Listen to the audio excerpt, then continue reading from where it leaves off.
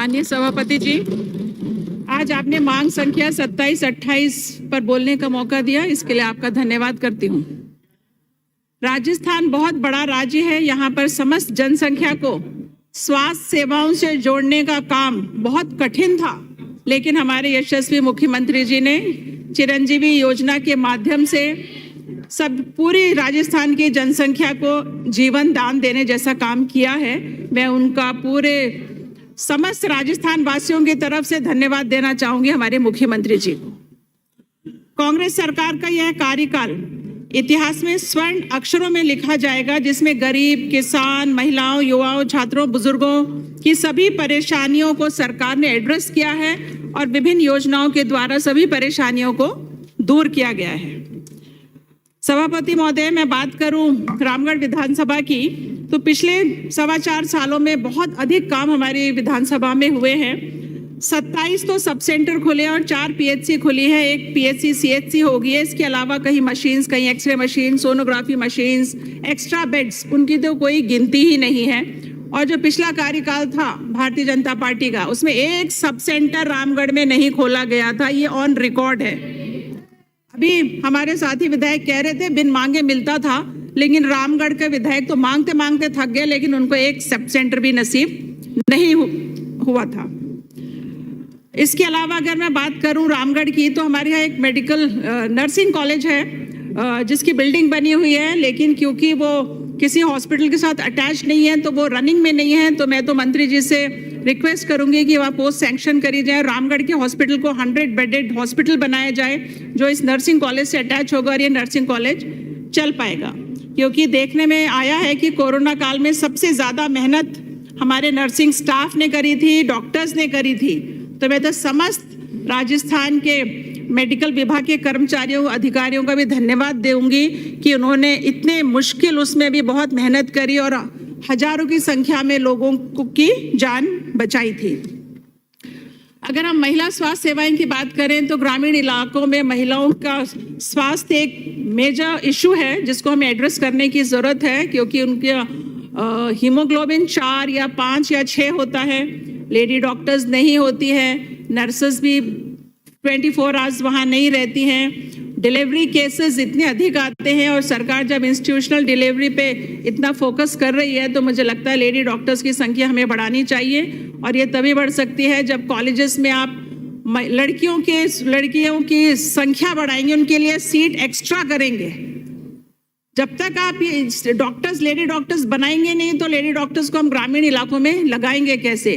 तो इनकी सीट्स बढ़ानी चाहिए ताकि ये जाके आगे ग्रामीण इलाकों में हमारी महिलाओं का ध्यान रख सके, क्योंकि ग्रामीण परिवेश में ये हमारी महिलाएं जेंट्स डॉक्टर्स को के पास जाना पसंद नहीं करती हैं। तो ये बहुत मेजर इशू है गाँवों में, जिसकी वजह से लोग दाइयों के पास भी चली जाती हैं, बच्चों की डेथ भी हो जाती है, माँ की डेथ हो जाती है। ऐसे इश्यूज हैं, लेकिन इसको एड्रेस करने की बहुत अधिक हमें ज़रूरत है। एक बात और मैं कहना चाहूँगी कि अभी पूरी दुनिया में आपने देखा है कि स्पेशली गुड़गांव जैसे शहर में मेडिकल टूरिज्म बहुत चल रहा है, जहाँ अच्छे हॉस्पिटल्स हैं, अच्छे डॉक्टर्स हैं, फैसिलिटीज़ अच्छी हैं, तो वहाँ विदेशी लोग आके अपने ऑपरेशंस कराते हैं और एक मेडिकल टूरिज्म को बढ़ावा दे रहे हैं। तो हम भी चाहेंगे जिस प्रकार से वहाँ किया गया, यहाँ भी अगर हम जयपुर, जोधपुर, उदयपुर, कोटा, ये बड़े बड़े जो शहर हैं, अगर हमारे हॉस्पिटल्स अच्छे हो जाएंगे, सभी फैसिलिटीज़ आएंगी, तो काफ़ी टूरिस्ट का ट्रैफिक राजस्थान में भी आएगा और वो यहाँ की आर्थिक व्यवस्था को और भी मजबूत करेगा।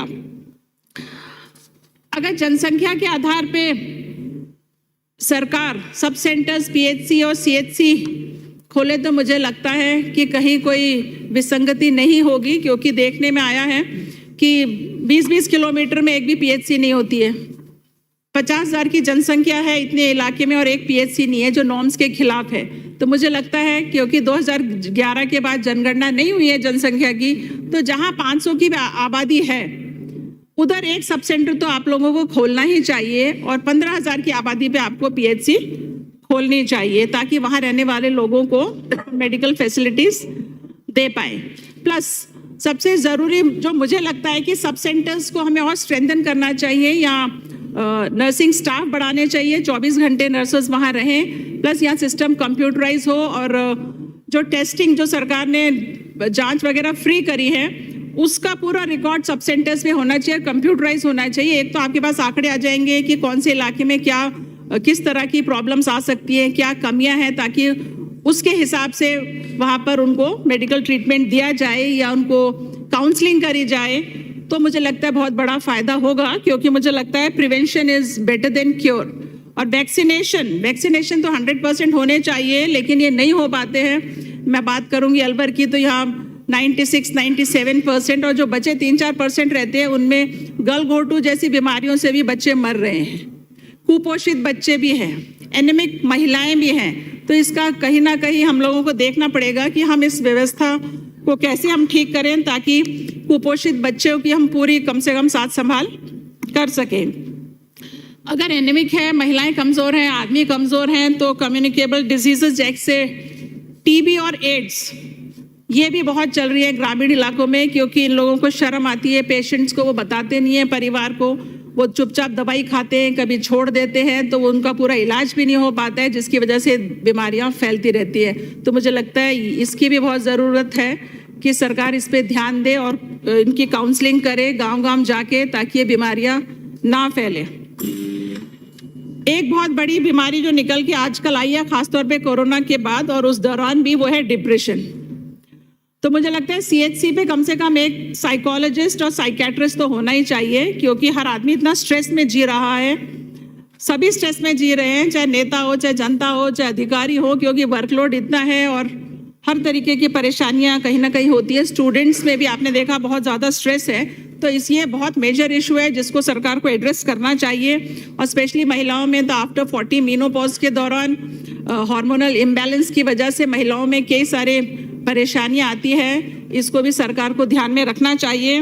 Vitamin C, vitamin D, B12, zinc, पता नहीं क्या क्या कमियां हो जाती है, जिनकी वजह से डिप्रेशन के पेशेंट्स हम महिलाएं बन जाती हैं। लेकिन गांव में तो यही नहीं पता महिलाओं को कि डिप्रेशन होता क्या है। अब हम बात करें शुद्ध के लिए युद्ध की, तो मैं कहना चाहूँगी कि देखिए, खाद्य पदार्थों में इतनी ज़्यादा मिलावट है कि लिवर डैमेज बहुत ज़्यादा हो गया है, जिसकी वजह अगर आप आंकड़े निकालेंगे तो आप देखेंगे कि लिवर डैमेज के केसेस बहुत बढ़ गए हैं। ख़ास तौर पे दूध जो आ रहा है, दूध तो लगभग मुझे लगता है 50% उस तो नकली आता है, कोई पाम ऑयल मिलाता है, कोई डिटर्जेंट मिलाता है, काली मिर्च में पपीते के बीज भी मिला देते हैं, दालों में भी कुछ कुछ मिक्स कर देते हैं, जिसका असर दिमाग तब पे होता है। और नकली दवाइयों पे कंट्रोल अभी तक मुझे नहीं लगता कर पाए हैं, क्योंकि जो ड्रग इंस्पेक्टर्स हैं आपके, वो क्या इंस्पेक्शन करते हैं, उसकी क्या रिपोर्ट आती है, कौन सी नकली दवाई पकड़ी, इसका किसी को कुछ पता नहीं रहता है। मुझे लगता है इसको भी हमें ध्यान देना पड़ेगा। नशे के लिए नौजवान पता नहीं कोरेक्स कैसी कैसी दवाइयाँ लेते हैं, और उनको ईजिली अवेलेबल है मेडिकल शॉप्स पे। तो मेडिकल शॉप्स को भी आपको डॉक्टर्स के प्रेस्क्रिप्शन से लिंक करना पड़ेगा, कि रोज उसका रिपोर्ट जाए कि कौन से डॉक्टर ने क्या प्रेस्क्राइब किया और उसके स्टॉक में से वो दवाई निकली। मैं ये पूछना चाहूंगी कि जब सरकार ने दवाइयाँ फ्री कर दी है, इलाज फ्री कर दिया है, जांच फ्री है, फिर भी हॉस्पिटल्स के बाहर इतनी दवाइयों की दुकानों में भीड़ लगी रहती है, तो ऐसी कौन सी स्पेशल दवाइयाँ दे रही हैं दवाइयों की दुकान जो हम सरकार में नहीं दे पा रहे हैं? 1600 के करीब दवाइयाँ फ्री दे रही है सरकार, तो ये स्पेशल कौन सी दवाइयाँ हैं? अगर वो अच्छी दवाइयाँ हैं तो उनको क्यों नहीं लिस्ट में जोड़ लेते हैं? आप SMS के बाहर देखिए, भीड़ लगी रहती है, लाइन लगी रहती है। तो गरीबों पे तो बीमार अब भी पड़ रही है इन दवाइयों की वजह से। और ये कौन डॉक्टर्स हैं जो ऐसी दवाइयाँ लिख रहे हैं कि जो अंदर तो मिलती नहीं है लेकिन बाहर मिल रही है? और एक बहुत इंपॉर्टेंट बात जो मैं कहना चाहूँगी, हम बीमारियों की बात कर रहे हैं, बीमारियां हो क्यों रही हैं इसको हम एड्रेस नहीं कर पा रहे हैं। आप यूरिया DAP इतना अधिक किसानों को देते हो जिनको कुछ आइडिया नहीं है, और ये यूरिया DAP और इंजेक्शन वाली हम सब्जियां खा रहे हैं, इसका भी बहुत ज़्यादा असर हम लोगों की हेल्थ के ऊपर हो रहा है। इसको सरकार को एड्रेस करना चाहिए।